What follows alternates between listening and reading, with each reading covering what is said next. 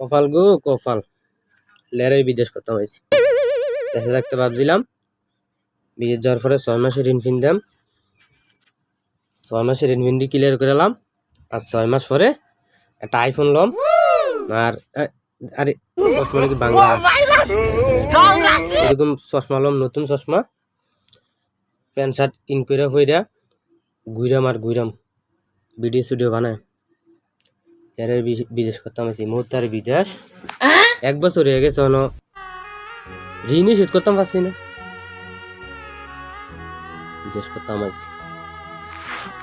দেশের মানুষ মনে করে বিদেশ টিয়া আর টিয়া আটলে টিয়া, বিদেশ আইও টিয়ার অভাব নাই, রিয়েলের অভাব নাই। বিদেশ করতাম আইছি। ঋণ দেম দূর থাক, দেশে যাওয়ানোর তো চিন্তা ভাবনা কয় বছর পরে করার লাগে কোন হিসাব আছে? জানেন না বাঙ্গা চশমা বইরা, নতুন চশমা লম কি বাঙ্গা চশমা বইরা ঘুরন লাগে। এটা যে বিদেশের কপাল।